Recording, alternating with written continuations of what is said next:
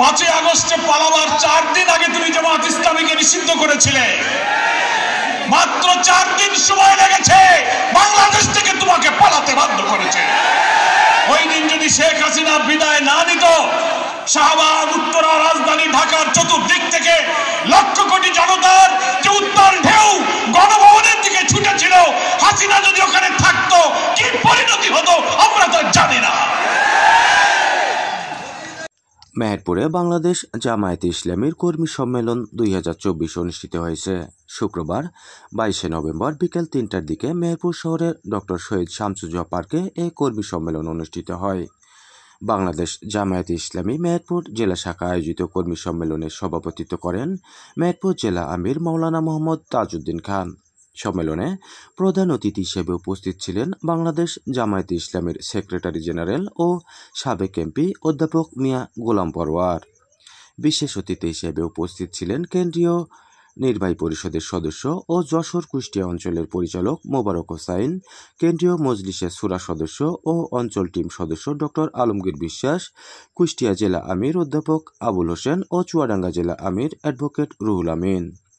জামায়াতে ইসলামী মেহেরপুর জেলা শাখার রাজনৈতিক সেক্রেটারি মাওলানা কাজী রুহুল আমিনের সঞ্চালনায় এ সময় অন্যান্যর মধ্যে জেলা শাখার সেক্রেটারি মোহাম্মদ ইকবাল হোসাইন, ইসলামী ছাত্র শিবিরের সেক্রেটারি আব্দুস সালাম, গাংনী পৌর আমির আহসানুল হক, মেহেরপুর পৌর আমির সোহেল রানা ডলার, মেহেরপুর সদর উপজেলা আমির মাওলানা সোহেল রানা, গাংনী উপজেলা আমির ডাক্তার রবিউল ইসলাম, জেলা নায়েবে আমির মাওলানা মাহবুবুল আলম সহ জেলার বিভিন্ন এলাকা থেকে আগত নেতৃবৃন্দরা উপস্থিত ছিলেন। অনুষ্ঠানের শুরুতেই পবিত্র কোরআন থেকে তেলাওয়াত করেন কারি মোহাম্মদ আজিজুল হক। এ সময় বিভিন্ন এলাকা থেকে আগত হাজার হাজার নেতাকর্মীর অংশগ্রহণে সম্মেলনী স্থল এক জনসমুদ্রে পরিণত হয়। আমরা কেউ ইসলামী আন্দোলনে আসিনি, কি বলেন ঠিক কিনা? আমরা এসেছি একটাই উদ্দেশ্য, দুনিয়ায় এসেছি দিন মেনে আল্লাহকে খুশি করার জন্য। 30, 40, 50, 60, 70, 80 কতদিন বাঁচবো জানি না। দুনিয়া চিরদিনের ঠিকানা নয়, কিন্তু হায় আল্লাহ তুমি যে কয়েকদিনের জন্য এখানে রাখো।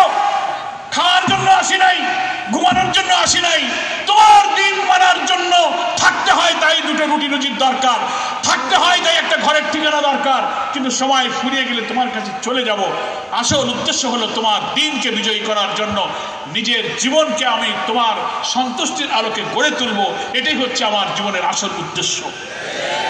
যে আল্লাহ তাআলার ইচ্ছার সাথে কেউ যদি পাল্লা দেয়, বেশি অহংকারী, বেশি দাম্ভিক,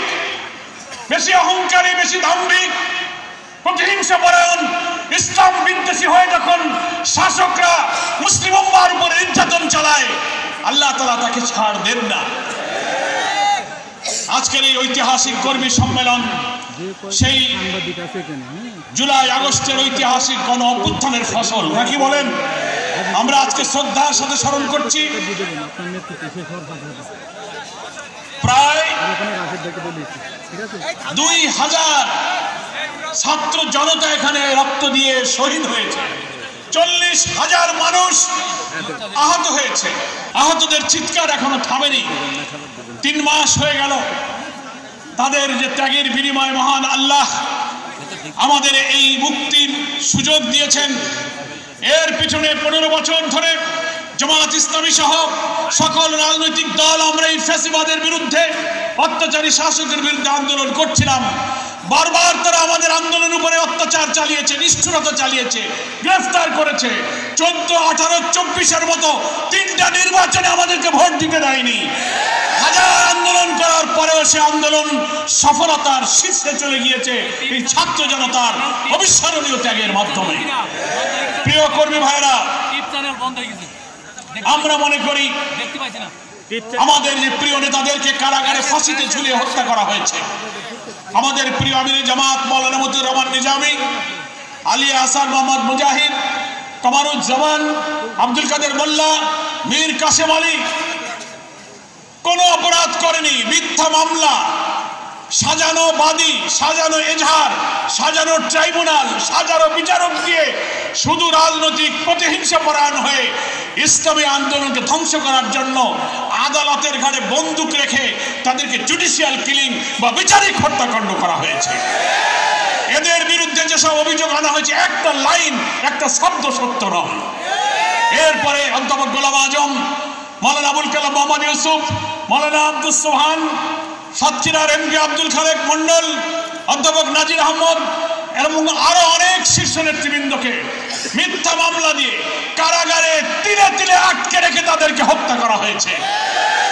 কার ফাঁসি, কার রক্ত, কার ইখলাস, কার নিয়ত আল্লাহর কাছে কবুল হয়েছে আমরা জানি না, তবে 5ই আগস্ট আসমান থেকে নিশ্চয়ই আল্লাহর কোন প্রিয় বান্দার ত্যাগের বিনিময়ে আল্লাহ আমাদের প্রতি এই করুণা, এই ক্ষমা নাজিল করেছেন।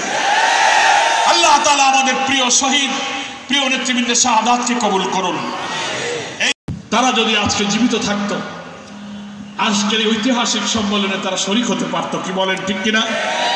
আমার খুব মনে পড়ছে এই মেহেরপুর জেলার সাংগঠনিক কাজকে গুছিয়ে গ্রামে নিয়তের ভিত্তিতে দিনকে জীবনের উদ্দেশ্য হিসেবে কবুল করতে হবে, কি বলেন ঠিক কিনা? ইসলামী আন্দোলনের কর্মীরা যদি তার জীবনের লক্ষ্য হিসেবে ইসলামী আন্দোলনকে 1 নম্বর লক্ষ্য স্থির করতে পারে, সেই বান্দার প্রতি আল্লাহর রহমত তখন নাজির হতে থাকে, কি বলেন? সম্প্রীতির বন্ধনে আবদ্ধ হয়ে একটি অবাধ নির্বাচনে সহযোগিতা করব। ঘরে ঘরে ইসলামের দাওয়াত, ইসলামের সৌন্দর্য এবং কল্যাণের দাওয়াত পৌঁছিয়ে জনগণকে এই কাফেলায় সম্পৃক্ত করার জন্য আপনারা চেষ্টা চালাবেন, সংগঠিত হবেন, সকল রাজনৈতিক সমমনাদের সঙ্গে ঐক্য সংহতি বজায় রাখবেন, এই আহ্বান জানিয়ে মেহেরপুরবাসীকে কেন্দ্রীয় জামাতের পক্ষ থেকে আজকের এই কর্মী সম্মেলনে সহযোগিতা করার জন্য, উপস্থিত হওয়ার জন্য আন্তরিক মোবারকবাদ জানিয়ে আমার বক্তব্য শেষ করছি। আল্লাহ তাআলা আমাদেরকে তার দ্বীনের জন্য কবুল করুন।